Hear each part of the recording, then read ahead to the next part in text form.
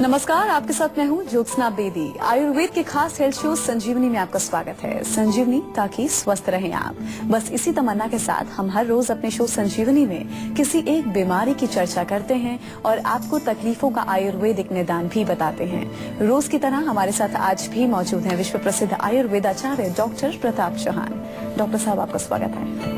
शुक्रिया जी। बदलती जीवन शैली और भाग दौड़ भरी जिंदगी के बीच हमें खाने का वक्त नहीं मिलता और ऐसे में खाना पकाने के लिए वक्त निकाल पाना तो दूर की बात है। ऐसे में अक्सर लोग बाजार में बिकने वाले रेडी टू ईट चीजों पर निर्भर हो जाते हैं और अपनी भूख को तुरंत शांत करने के लिए इन्हीं चीजों का सेवन करते हैं। आइए डॉक्टर चौहान से हम जान लेते हैं पैक्ड फूड सेहत के लिए कितना खतरनाक है और ये हमारे शरीर और मन पर क्या प्रभाव डालते हैं। इसके साथ ही संजीवनी टिप्स में हम जानेंगे मेमोरी बढ़ाने के लिए आप क्या कुछ कर सकते हैं। क्या शुगर फ्री वाकई शुगर फ्री है? क्या पैक्ड फूड वाकई पौष्टिक है? आपकी सेहत को है किससे खतरा? तो चलिए हम डॉक्टर साहब के साथ चर्चा की शुरुआत कर लेते हैं। डॉक्टर साहब, सबसे पहले दर्शकों की जानकारी के लिए बता दीजिए ये प्रोसेस्ड और पैक्ड फूड होता क्या है और हमारे शरीर पर ये कैसे प्रभाव डालता है? देखिए, बहुत अच्छा प्रश्न है। पैक्ड फूड, प्रोसेस्ड फूड, आजकल ये शब्द आपने सुनने को जरूर अपने सुने होंगे ऐसे शब्द, लेकिन इनका मतलब क्या होता है, कैसे इसको हम समझें? प्रोसेसिंग क्या होती है कि कोई भी भोजन जो होता है नेचुरल फॉर्म में कोई फूड हो, उसको प्रोसेसिंग इसलिए किया जाता है कि वो लंबे समय तक उसको हम रख सकें, वो खराब ना हो।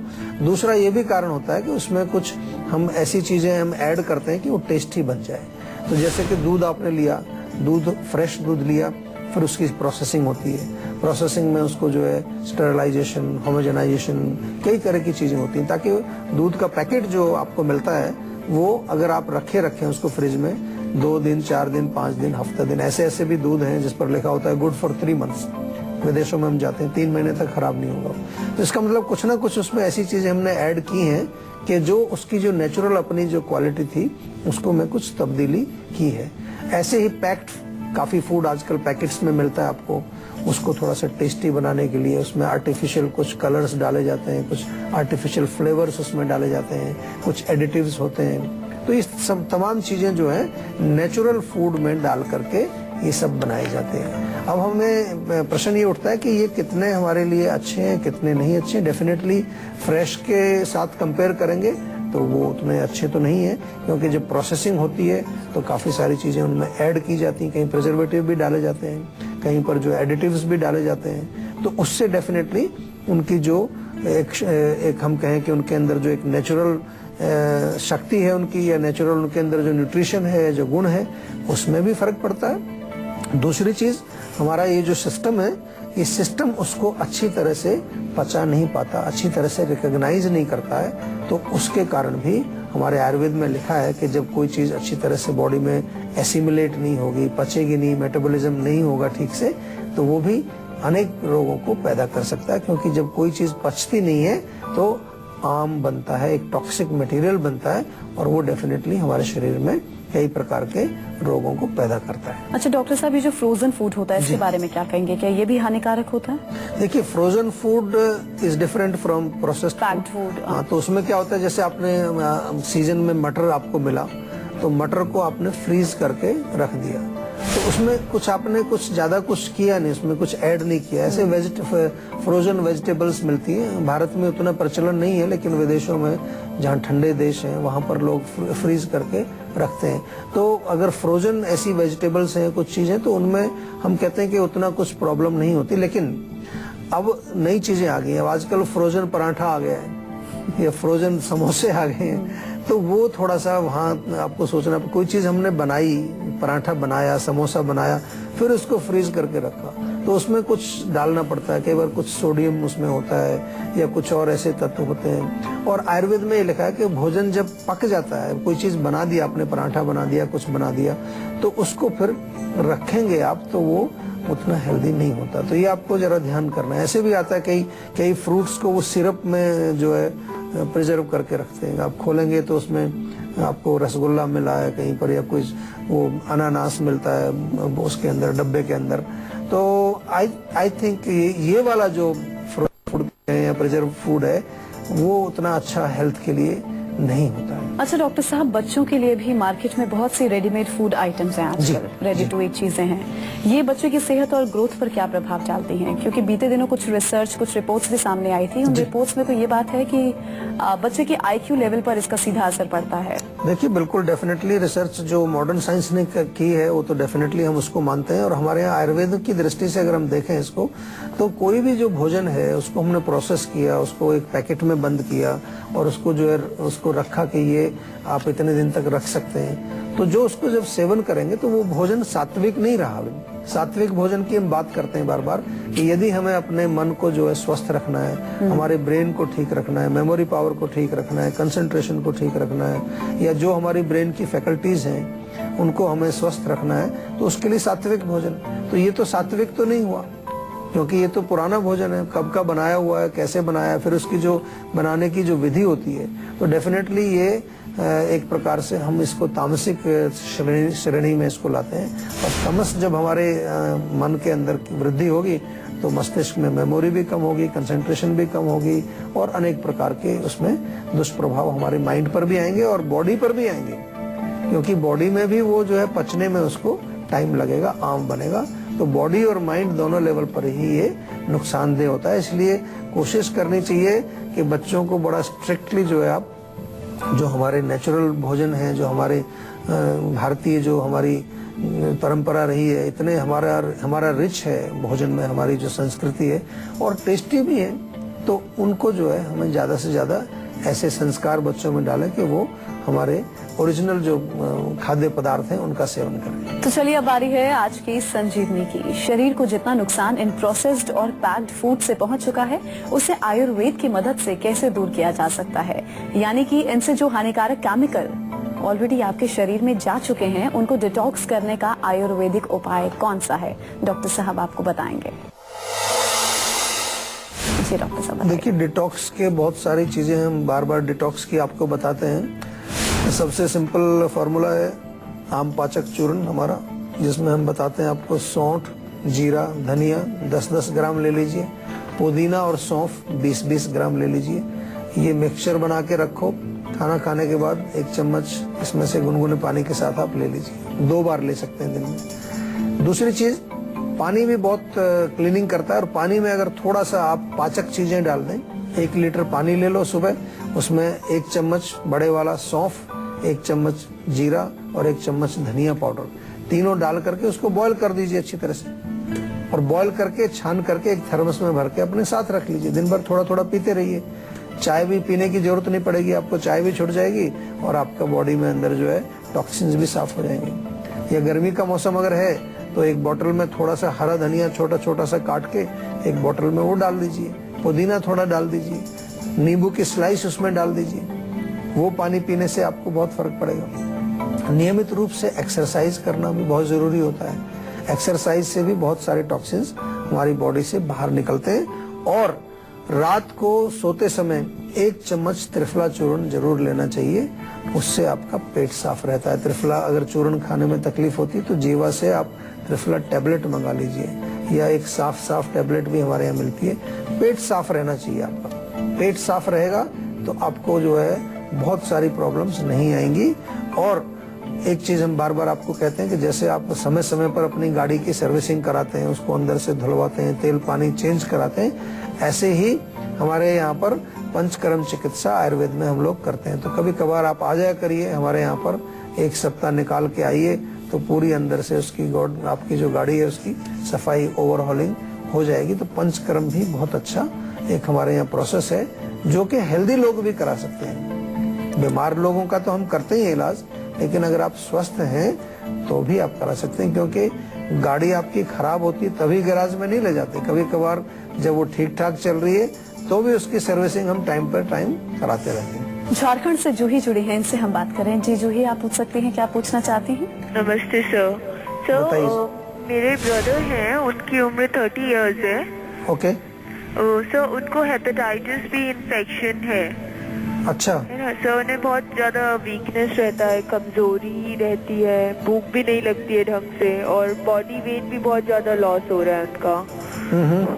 सर, उनका वायरल लोड उसका 480 IU आया है जी जी। है ना।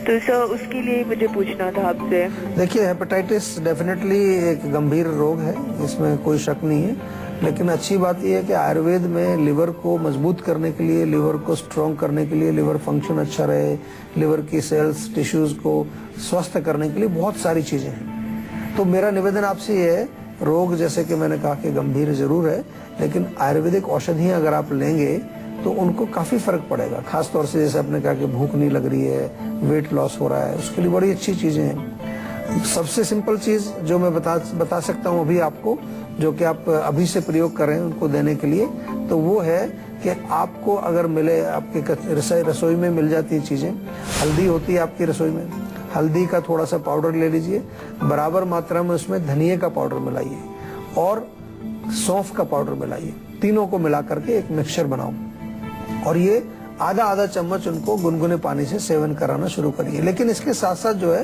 प्रॉपर दवाइयां आयुर्वेद की इसमें लेनी पड़ेगी, केवल नुस्खे से बात नहीं बनेगी। तो उसके लिए मैं आपसे यही कहूंगा कि हमारा ये नंबर है जो आपकी टीवी स्क्रीन पर हम दिखाते रहते हैं, इस पर आप कॉल कर सकते हैं, रजिस्टर कराएं अपना नंबर, ताकि हम लोग आपको कॉल बैक करेंगे, आपसे बातें करेंगे, आपके रोग को समझेंगे। हेपेटाइटिस हो चाहे कोई भी रोग हो, कोई भी व्यक्ति जिसको किसी प्रकार की तकलीफ है, इस नंबर पे फोन करके हमारे जीवा के डॉक्टर से आप जरूर बातचीत करें, उनसे परामर्श लें, ताकि आप अपने रोग को अच्छी प्रकार से समझ पाएं और उसका उपचार ठीक प्रकार से कर पाएं। हरियाणा से विकास जुड़े हैं, बात कर लें। जी विकास, आप पूछिए, क्या पूछना चाहते हैं? नमस्कार डॉक्टर साहब। जी नमस्कार। सर जो मेरे शरीर पे लाल लाल दाने निकल रहे हैं, तो अच्छा, दाने छोटे हैं बड़े चकत्ते टाइप के? मतलब छोटे छोटे से दाने निकल रहे हैं लाल लाल। अच्छा, उनमें खुजली होती है, खारिश? नहीं, खुजली वगैरह कुछ नहीं होती है, मतलब बस दाने से हो रहे हैं और फिर कुछ दिन बाद में ठीक हो जाते हैं अपने आप। केवल लाल लाल दाने हैं, उनमें खारिश वगैरह, जलन वगैरह कुछ नहीं होती है? नहीं। ठीक है। देखिए, ये जो होते हैं अक्सर जो है ये बॉडी का, स्किन का एक खास तौर से मैंने ज्यादातर देखे ओल्ड एज में होते हैं। 50 क्रॉस कर जाए व्यक्ति तो तब उसके कुछ लाल लाल दाने आने लगते हैं, ना जलन होती है, ना खारिश होती है, ना कुछ। तो एक हम कई बार इसको कहते हैं कि स्किन का एक तरह से कुछ मल पदार्थ है, कुछ वेस्ट है जो कि वो बाहर वहां बम्प बना रहा है। लेकिन इसको भी हमें नजरअंदाज तो नहीं करना, ऐसा नहीं कि हम इसको ऐसे ही करके छोड़ दें। तो केवल इसमें मुख्य रूप से हमें रक्त शोधन करने की जरूरत होती है। रक्त शोधक के जो बहुत सारी चीजें हैं, नीम रक्त शोधन करते हैं। इसके अतिरिक्त कोई भी जो है बिटर टेस्ट होगा, एलोवेरा का सेवन आप कर सकते हैं, वो भी बहुत अच्छा रहेगा। या साथ में जो है आप एक चीज का ध्यान और भी रखें कि कहीं अगर आपको कॉन्स्टिपेशन है, कब्ज है, तो वो भी आपको ट्रीट करनी चाहिए। इस तरह से आप इसका इलाज कर सकते हैं। और ज्यादा तकलीफ हो तो हम आपके साथ हैं, हमारे यहाँ फोन करके और विस्तार से आप जानकारी प्राप्त कर सकते हैं और अपने रोगों का जो है सही आयुर्वेदिक उपचार आप ले सकते हैं। मुजफ्फरनगर से देवेंद्र जुड़े हैं, इनसे बात कर लें। जी देवेंद्र, आप पूछ सकते हैं, क्या पूछना चाहते हैं? हाँ जी, नमस्कार डॉक्टर साहब। नमस्कार जी। जी डॉक्टर साहब, मेरा बच्चा है एक 16 साल का जी। और उसको लगभग 6-7 साल से उसको सर्दी जुकाम बना रहता है। डेली छींकें आती हैं, उसको नाक से पानी बहता है, नाक बंद हो जाती है, कभी कभी उसकी पसलियों में दर्द होता है। डॉक्टरों को दिखा लेते हैं, दवा देते हैं, आराम मिल जाता है, लेकिन परेशानी ठीक नहीं हो रही है डॉक्टर साहब उसकी। देखिए, पुराना रोग हो जाता है, फेफड़ों का रोग है, दमा कहो उसको, अस्थमा कहो, एलर्जी कहो, कुछ भी कहो, आयुर्वेद में बहुत अच्छा उपचार है। बहुत सारे बच्चे हमारे पास आते हैं जिनको कि ये कह दिया जाता है कि इसको अस्थमा हो गया है। वो अपनी जगह सही है, वो डायग्नोसिस गलत नहीं है, लेकिन अस्थमा का नाम सुनते ही जो पेरेंट्स हैं वो बिल्कुल दिमाग में उनके एक चिंता शुरू हो जाती है कि ये तो दमा रोग हो गया है। और दमा रोग तो बड़ा भयानक होता है, लेकिन वास्तव में क्या है कि इम्यूनिटी उनकी कमजोर होती है। उनके फेफड़े, उनका गला, उनका नाक, ये अगर वीक रहेगा तो छोटा मोटा ठंड लगी, ठंडा पानी पिया, कुछ आइसक्रीम खा लिया, कुछ ऐसा उल्टा सीधा खाया तो वो गला पकड़ लिया, छींकें आनी शुरू होगी, फिर उसके बाद बलगम फेफड़ों में चलेगी, वो जमा हो जाती है। तो दो काम यहाँ पर करने हैं सिंपल से। एक तो हमें उसकी शक्ति बढ़ानी है, इम्यूनिटी पावर बढ़ानी है। च्यवनप्राश रेगुलर खाएं, जीवा से च्यवनप्राश मंगा लीजिए, 1 बड़ा चम्मच आप रोज उसको सुबह खिलाइए। दूसरा जो है उसको कुछ ऐसी औषधि जरूर देनी है जिससे उसका पाचन अच्छा रहे। अगर खाना ठीक से पचेगा तो किसी प्रकार का जो है आम नहीं बनेगा, बलगम नहीं बनेगी। अगर खाना नहीं पचेगा तो कई बार म्यूकस फॉर्मेशन ज्यादा होती है। ज्यादा गरिष्ठ भोजन ना खाए। पाचन के लिए अदरक बहुत अच्छा काम करती है। अदरक ताजी ले लें, थोड़ा सा छोटा टुकड़ा खाना खाने से पहले खाएं। और इसके अतिरिक्त जो है खाने के बाद 1 चम्मच सौंफ चबा करके खाएं, दैट विल ऑल्सो हेल्प। या एक डाइजेस्टॉल करके अच्छा टेस्टी चूर्ण हमने बनाया, बहुत टेस्टी है, बहुत लोग पसंद करते हैं उसको, खाने में भी टेस्टी है और पचाने में भी बहुत गुणकारी है। तो डाइजेस्टॉल का पैकेट मिलता है, उसमें पाउच मिलते हैं आपको चूर्ण के, उनका सेवन रेगुलर करें। और आप लोग जो पेट में गैस एसिडिटी से बहुत ज्यादा पीड़ित हैं, वो लोग भी इसको सेवन कर सकते हैं। तो अगर आप लोग भी अपनी हेल्थ से जुड़ी समस्याओं का समाधान चाहते हैं तो आप इस नंबर पर कॉल कर 0129404004 पर अपना नंबर रजिस्टर करवा सकते हैं। उसके बाद डॉक्टर चौहान के पैनल के डॉक्टर आपको खुद फोन कर आपकी सेहत से जुड़ी समस्याओं को सुलझाएंगे। और इसी के साथ यहाँ हम रुकेंगे एक ब्रेक के लिए। ब्रेक के बाद बारी है संजीवनी टिप्स की, जिसमें डॉक्टर साहब से हम जानेंगे अपनी मेमोरी को बढ़ाने के लिए आप क्या खास कर सकते हैं। एक छोटे से ब्रेक के बाद आप देखते रहिए संजीवनी। ब्रेक के बाद संजीवनी में आप सभी का स्वागत है। अब बारी है संजीवनी टिप्स की, जिसमें डॉक्टर साहब आपको बताने वाले हैं कि आप अपनी मेमोरी को बढ़ाने के लिए क्या खास कर सकते हैं। जी डॉक्टर साहब बताइए। देखिए, आजकल मेमोरी की बहुत प्रॉब्लम्स हैं और उसका कारण भी समझ लेना चाहिए। एक तो हमारा डेफिनेटली स्ट्रेस बहुत ज्यादा है, तो स्ट्रेस ना हो, माइंड आपका फ्रेश रहे, माइंड में ताकत रहे, ब्रेन पावर अच्छी रहे, तो बादाम और अखरोट बहुत अच्छा काम करते हैं। बादाम अखरोट भिगो करके खाएं तो ज्यादा अच्छा है। रात को भिगो दीजिए, सुबह बादाम का छिलका उतार के या तो उनका पेस्ट बना के दूध में उबाल के पी सकते हैं, ऐसे भी खा सकते हैं चबा करके। मल्टीटास्किंग बड़ी प्रॉब्लम है आजकल। आपने देखा होगा, लोग गाड़ी भी चला रहे हैं, फोन पर भी बात कर रहे हैं, टेक्स्ट भी कर रहे हैं।